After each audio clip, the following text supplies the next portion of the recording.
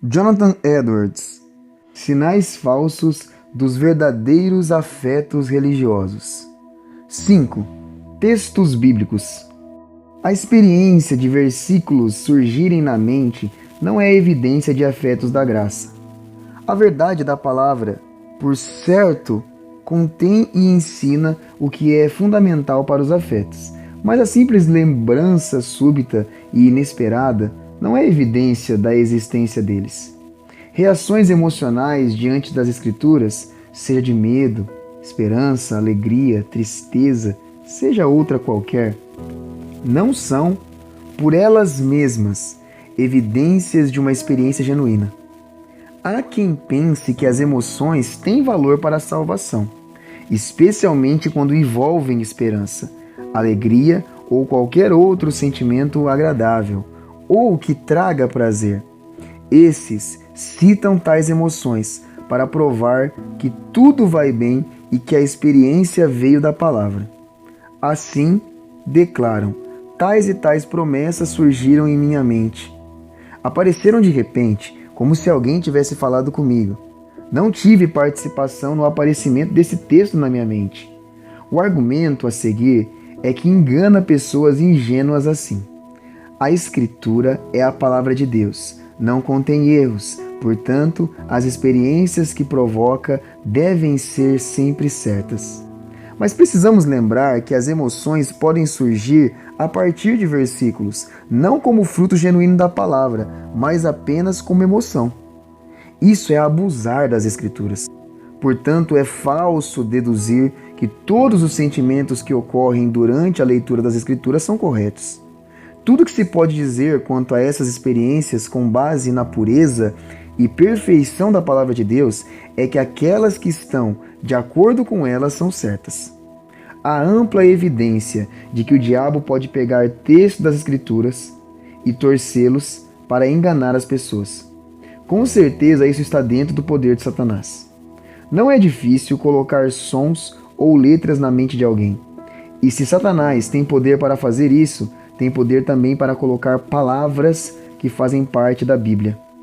Não há nada melhor para a emoção surgir a partir de um texto bíblico do que uma historieta ou um cântico. As Escrituras não são um texto tão intocável que o diabo não ouse abusar ou tocar nelas.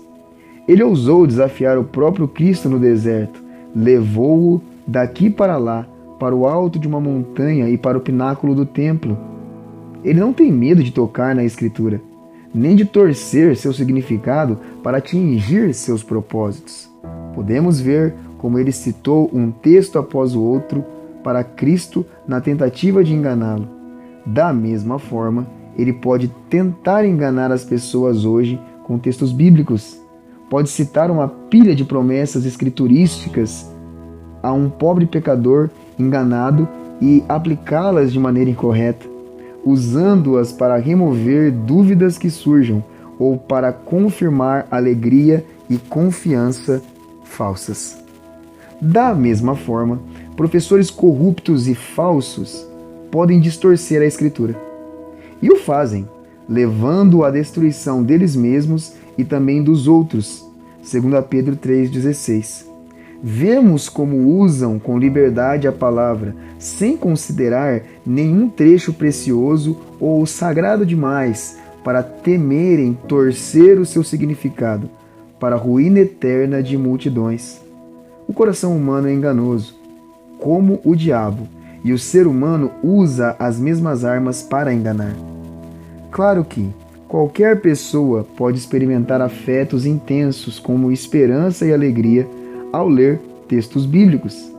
É verdade que as preciosas promessas da Bíblia podem surgir súbita e admiravelmente na mente em sequência maravilhosa, como se fossem pronunciadas por alguém. Ainda assim, nada disso é argumento suficiente para provar que os afetos foram divinamente inspirados. O fato é que podem ser efeito dos enganos de Satanás. Gostaria de observar ainda que as pessoas podem se empolgar com afetos de alegria provenientes da palavra de Deus e até indicar alguma influência do Espírito de Deus, e ainda assim as experiências carecerem de qualquer natureza de religião verdadeira e salvadora. Na parábola do semeador, havia os que tinham coração como solo pedregoso, que ouviam a palavra com grande alegria, mas a mente não tinha onde crescer. Os afetos deles tinham aparência de verdadeiras plantas que cresciam em solo bom. Só mais tarde, no meio da provação, a diferença entre os dois solos ficou evidente. Tornou-se claro que não havia religião salvadora naqueles afetos. Em sua obra Guide to Christ, 1735, o Sr. Studdard comenta que é comum isso acontecer com pessoas que ainda não aceitaram a Cristo e então não possuem um modo natural de receber promessas das Escrituras com grande renovação.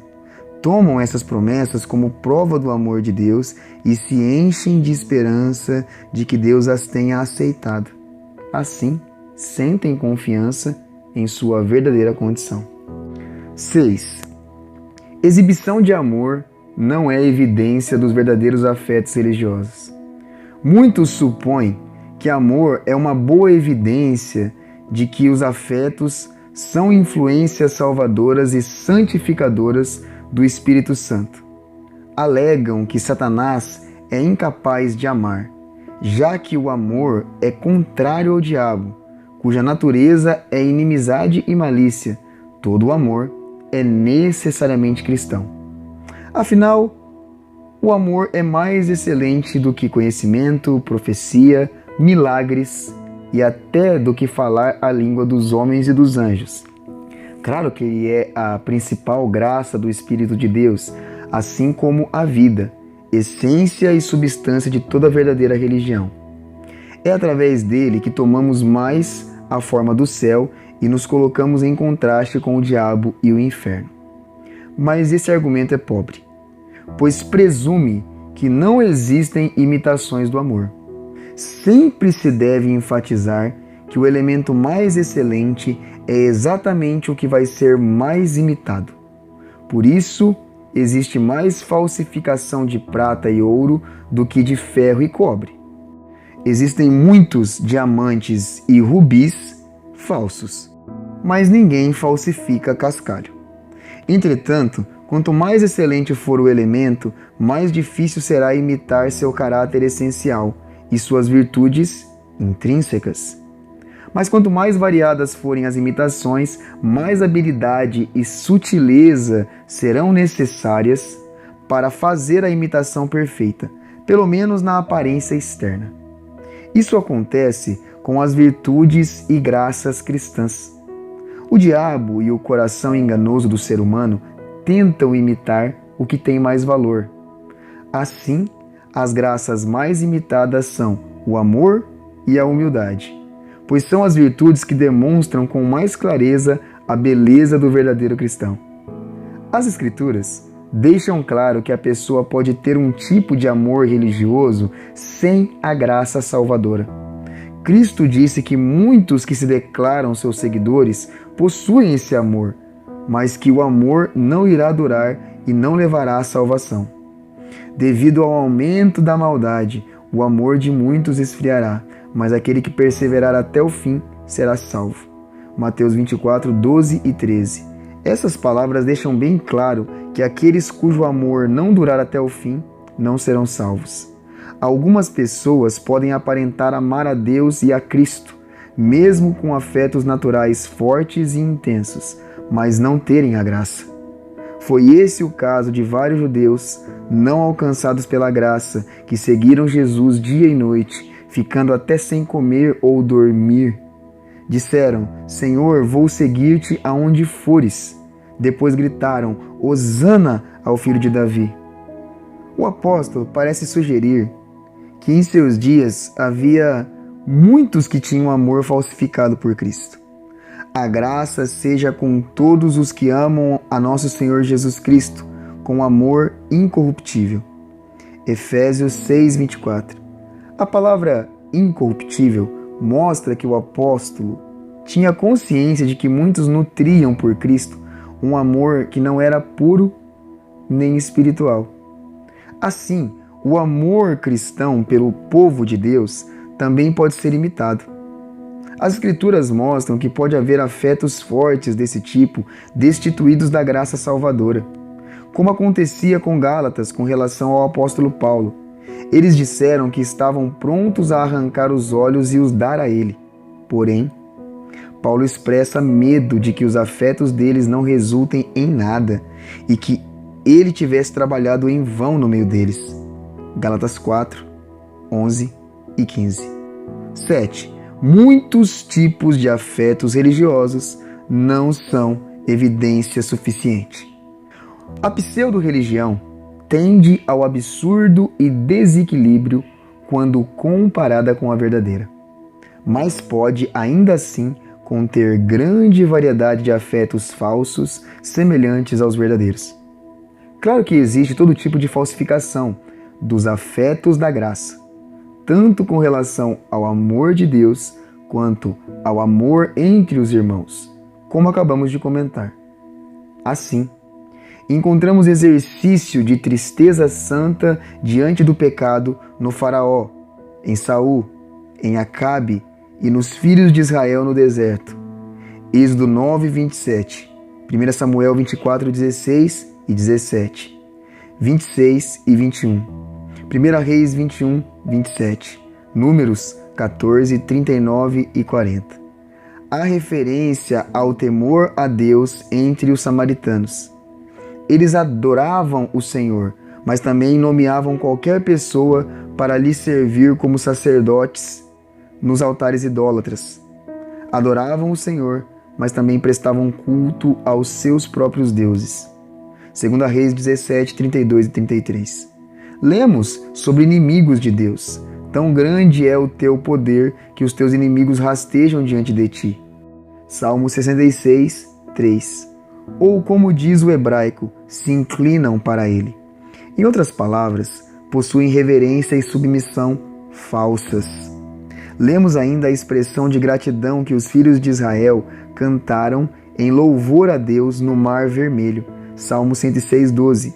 E também a gratidão de Naamã, o sírio, depois de ser milagrosamente curado da lepra, 2 Reis 5,15. Podemos citar exemplos de alegria espiritual em ouvintes que se assemelhavam ao solo rochoso, Mateus 13, 20, e em especial nos muitos que ouviram João Batista, João 5,35. Ouvimos também do zelo nesse sentido de Jeú, 2 Reis 10, 16, e de Paulo, antes da conversão, Gálatas 1,14, Filipenses 3, 6. De modo semelhante, lemos que os judeus incrédulos eram zelosos, Atos 22, 3, Romanos 10, 2. Então, gente sem a graça de Deus pode exercitar desejos religiosos intensos, como Balaão. Números 23, do 9 ao 10. Também pode haver, como com os fariseus, uma esperança firme de vida eterna. Se, então, o ser humano natural é capaz de possuir uma semelhança de todos os tipos de afetos religiosos, nada impedirá que apresente vários ao mesmo tempo. Na verdade, isso acontece frequentemente. E quando os afetos falsos surgem com intensidade, muitos aparecem juntos. 8. O conforto e a alegria resultantes do despertamento espiritual e a convicção da consciência não são evidência. Muitos se predispõem contra experiências e afetos que surgem de maneira dramática, por exemplo, quando despertamentos, temores e apreensões terríveis surgem timidamente, como a percepção da decadência total e da perdição do pecado, e depois são seguidos por alguma luz e consolo. Certos estudiosos questionam todas essas técnicas e etapas estabelecidas para a pessoa seguir. O ceticismo aumenta ainda mais quando uma experiência de alegria intensa ocorre depois de uma grande sensação de angústia e terror. Mas essas objeções e predisposições são descabidas, sem fundamento bíblico. Claro que é razoável que, ao liberar alguém do pecado e de sua influência destruidora, Deus conceda à pessoa uma experiência intensa com o mal de que acabou de libertá-la. Com isso, a pessoa poderá entender totalmente do que foi salva e perceber um pouco do que Deus fez por ela. Com essa profunda experiência de carência, pode sentir mais a suficiência de Cristo e da misericórdia de Deus que age através dele. Portanto, faz parte do modo de Deus agir com a humanidade, levar a pessoa ao deserto antes de falar claramente com ela. A Escritura mostra muitas vezes um princípio. Deus deixa a pessoa em grande aflição para que ela veja que é totalmente incapaz e depende do seu poder, da sua graça. Depois, ele opera a grande libertação que é necessária. Deuteronômio 32, 36 e 37. Antes de libertar os filhos de Israel do Egito, ele os preparou, fazendo-os ver como era difícil a situação em que se encontravam. E eles gemiam e clamavam debaixo da escravidão, e o seu clamor subiu até os céus. Êxodo 2, 23, 5, 19. O mesmo aconteceu no Mar Vermelho. Antes da grande libertação, foram colocados sob grande aflição. O deserto os engolira. Não podiam ir nem para a direita, nem para a esquerda, e à frente estava o mar. Atrás vinha o grande exército do Egito. Foram colocados em uma situação em que não podiam fazer nada para se livrar. Se Deus não os ajudasse, teriam sido completamente exterminados. Foi então que Deus apareceu e transformou o choro deles em cânticos. Assim, antes de serem levados ao descanso para desfrutar do leite e mel de Canaã, Deus os conduziu por todo o caminho do deserto. Durante esses 40 anos, para humilhá-los e pô-los à prova, a fim de conhecer suas intenções, se iriam obedecer aos seus mandamentos ou não, a fim de que tudo fosse bem. Deuteronômio 8, 2 e 16. A mulher que sofreu 12 anos com uma hemorragia só foi curada depois de gastar tudo o que tinha com os médicos, mas ninguém pudera curá-la. Ficou desamparada, sem dinheiro. Então foi até o grande médico e ele a curou, sem cobrar nada. Lucas 8, 43 e 44.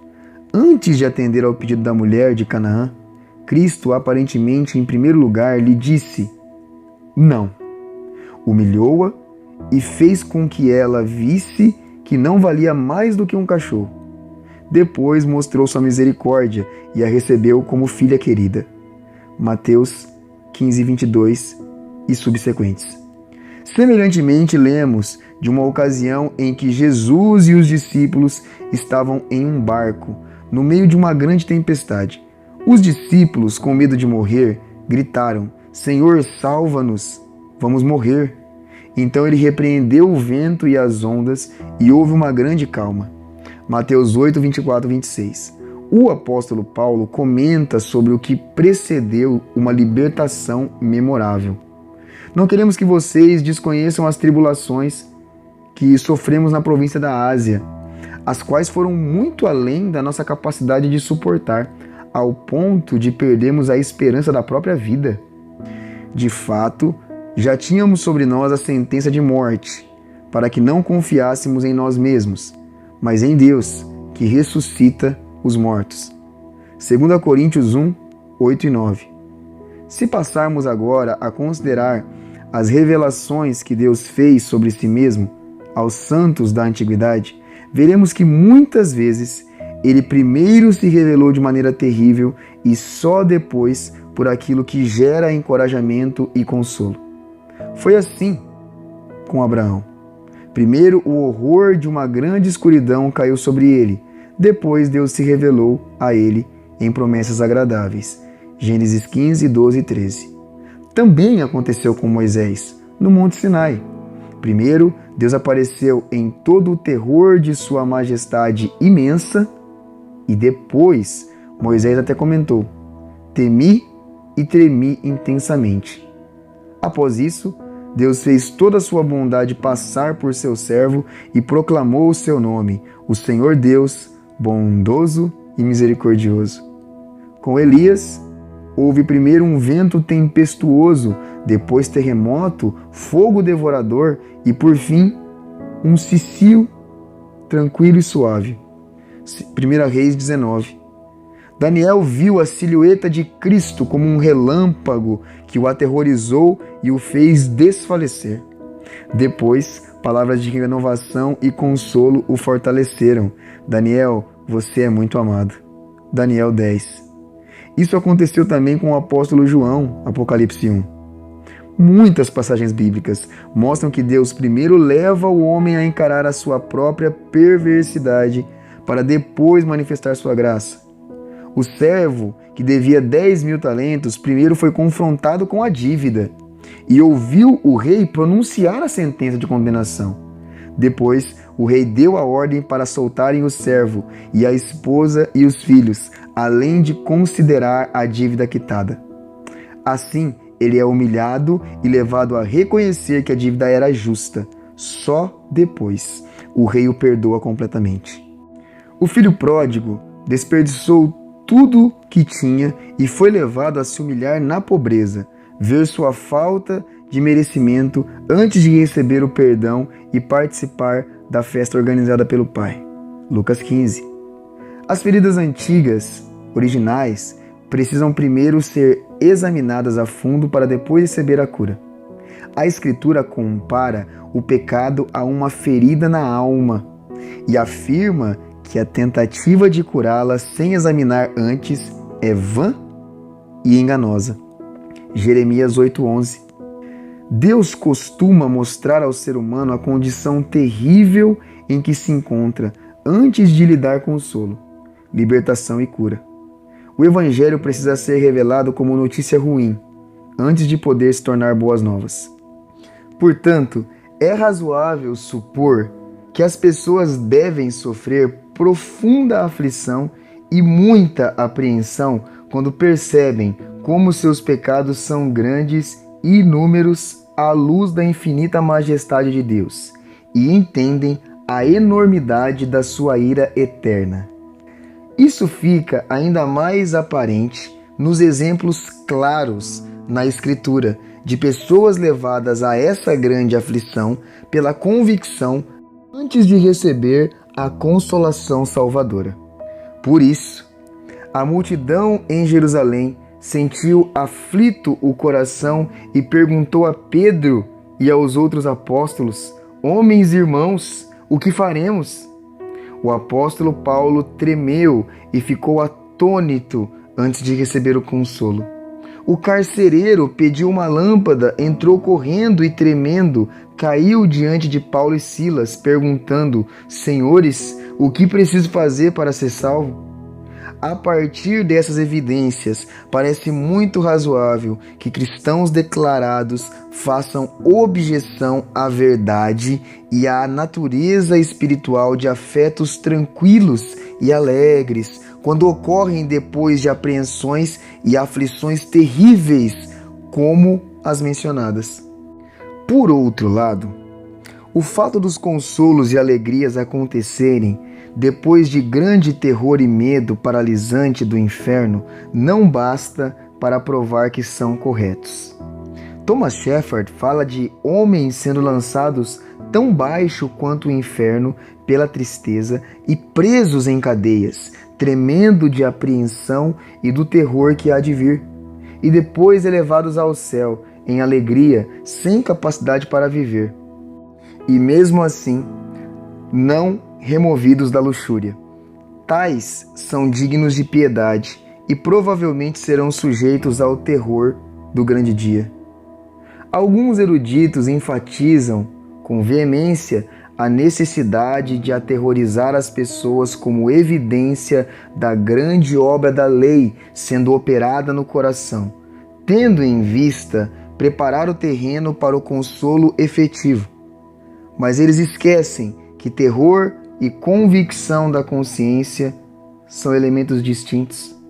Embora esta cause terror, não consiste apenas nesse sentimento. O terror é provocado também por outras causas. Convicções da consciência causadas pela influência do Espírito de Deus consistem em convicção de simplicidade de coração e de prática. É o pavor do pecado cometido diante de um Deus de majestade imensa e santidade infinita que odeia o pecado e exercita justiça santa ao puni-lo. Há pessoas que temem terrivelmente o inferno, mas possuem pouco entendimento da consciência. Caso tenha permissão, o diabo pode prontamente aterrorizar as pessoas, assim como o Espírito de Deus. É ação natural ao inimigo, que possui muitas formas de levar a cabo o que pretende. Além disso, os medos e terrores que algumas pessoas têm são fruto do seu temperamento, cuja imaginação sofre impressão mais forte de tudo que as afeta. Assim, a impressão sobre a imaginação delas influencia os seus afetos e os intensifica ainda mais. Afeto e imaginação, então, agem reciprocamente, até que a amplitude das emoções seja tão grande que ambos sejam golfados e apropriados por elas. O famoso teólogo William Perkins faz distinção entre a tristeza que vem através da convicção da consciência e paixões melancólicas que derivam de mera imaginação concebida com força da mente. Isso, em geral, surge rapidamente, como um relâmpago cai sobre uma casa, comentou ele. Por isso, há pessoas que falam da própria maldade sem nenhuma ou pouca convicção de pecado. Apesar de afirmarem possuir o coração terrivelmente duro, não entendem por completo o que isso significa. Falam de um peso terrível na consciência, semelhante a um monte de lixo escuro e asqueroso em seu interior. Mas, analisando o caso com mais cuidado, vemos que não têm a menor ideia da dimensão do verdadeiro significado de corrupção da natureza, nem de como seu coração é enganador e pecaminoso. Infelizmente, muitos acreditam ter grande convicção de todo o seu pecado e descrevem como os pecados foram expostos diante deles e como os cercaram com uma aparência horrível. No entanto, essas pessoas muitas vezes não têm a menor ideia sobre a realidade do pecado.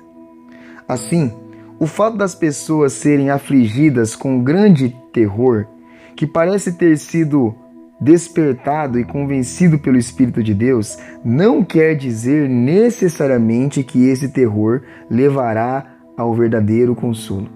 Corrupção não mortificada no coração pode abafar o Espírito Santo depois que ele luta para afastar as pessoas das esperanças e alegrias arrogantes de exaltação do ego. Nem toda mulher em trabalho de parto dá à luz uma criança saudável. O bebê pode sofrer deficiências físicas ou mentais. Do mesmo modo, vemos que consolo e alegria não acontecem automaticamente após um grande terror e despertamento. Esses não são sinais infalíveis de que a graça verdadeira e salvadora virá em seguida. Existem 4 motivos para isso. Em primeiro lugar, o diabo pode imitar todas as operações de salvação e graça do Espírito de Deus. Pode ainda imitar as operações que preparam o caminho para a obra da graça. Na verdade, não existem obras tão sublimes e divinas fora do alcance de todas as criaturas que o diabo não possa imitar. Consequentemente, lemos que Saul, malvado e orgulhoso, apesar de convencido de seu pecado, caiu em pranto e soluçou diante de Davi, seu subalterno, por quem ele nutria ódio mortal e tratava como inimigo, à vista de todos. Saul exclamou: "Você é mais justo do que eu. Você me tratou bem, mas eu o tratei mal." Em outra ocasião confessou: "Pequei. tenho agido como um tolo e cometi um grande erro. 1 Samuel 24, 16 e 17 e 26, 21. Contudo, há muito pouca evidência da presença do Espírito de Deus na vida de Saul. Pelo contrário, o Espírito de Deus se separou dele e abriu mão dele, e um espírito maligno enviado pelo Senhor o atormentava. Então, se esse rei orgulhoso foi levado em um momento de emoção a se humilhar diante de um súdito que odiava e a quem continuou seguindo como inimigo, passada a emoção, nós também podemos parecer estar sob grande convicção e humilhação diante de Deus e continuar seus inimigos. Em segundo lugar, se a ação e os efeitos do Espírito de Deus nas convicções e consolo dos verdadeiros convertidos são elaborados e mesmo assim podem ser imitados, então a ordem em que acontecem também pode ser imitada. Se Satanás é capaz de falsificar os fatos, também pode com muita facilidade organizar a sequência em que ocorrem. Contudo, Satanás não consegue imitar exatamente a natureza das ações divinas. Assim, uma sequência específica não é confiável porque faz parte da natureza da falsificação não ter o poder divino que coloca as experiências na ordem certa. E por isso, nenhuma ordem ou método de operação e experiências é prova cabal de origem divina.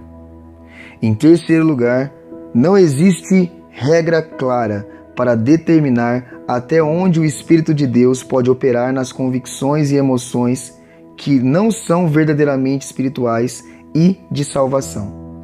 Não existe ligação intrínseca entre a natureza das coisas da experiência de um ser humano natural e a graça salvadora do Espírito de Deus.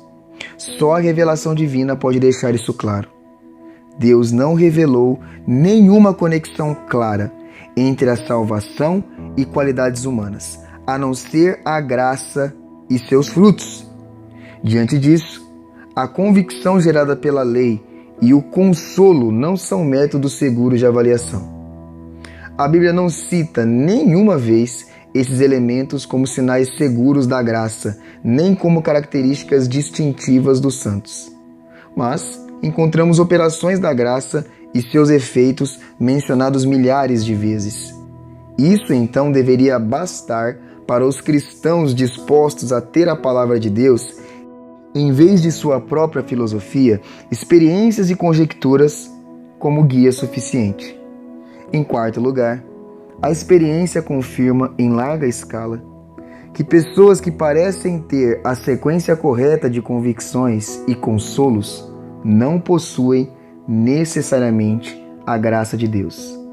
O Sr. Studdard, que teve muita experiência nesse campo, observou há muito tempo atrás que não há como fazer distinção entre convertidos e não convertidos através do relato que fazem de sua conversão. Muitos já apresentaram um relato razoável da obra de sua conversão e se mantiveram à vista do mundo durante anos e ainda assim não demonstraram a realidade de sua conversão.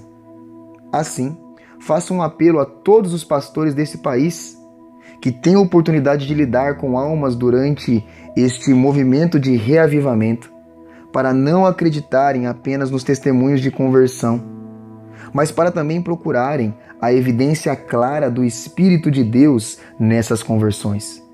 Os passos e a sequência em que aconteceram dentro das histórias não são evidência de verdadeira conversão. Sem o Espírito de Deus, técnicas e métodos não têm qualquer significado. Pelo contrário, como Thomas Shepard observou, à primeira vista, a obra de transformação em um santo parece um caos.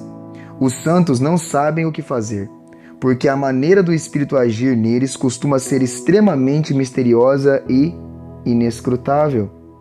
Eclesiastes 11:5 compara o ministério da ação do Espírito no novo nascimento ao nascimento físico, assim como você não conhece o caminho do vento, nem como o corpo é formado no ventre de uma mulher, também não pode compreender as obras de Deus, o Criador de todas as coisas. A nova criatura pode usar a linguagem do salmista. E eu te louvo, porque me fizeste de modo especial e admirável. Tuas obras são maravilhosas. Digo isso com convicção. Meus ossos não estavam escondidos de ti, quando em secreto fui formado e entretecido como nas profundezas da terra. Salmo 139, 14 e 15. As palavras de Isaías 53, 8 se aplicam ao nascimento de Cristo tanto em sua pessoa quanto no coração de seu povo. E quem pode falar dos seus descendentes? Não sabemos como Deus age. A glória de Deus é ocultar certas coisas. Provérbios 25, 2. Temo que alguns tenham ido longe demais na tentativa de direcionar o Espírito do Senhor.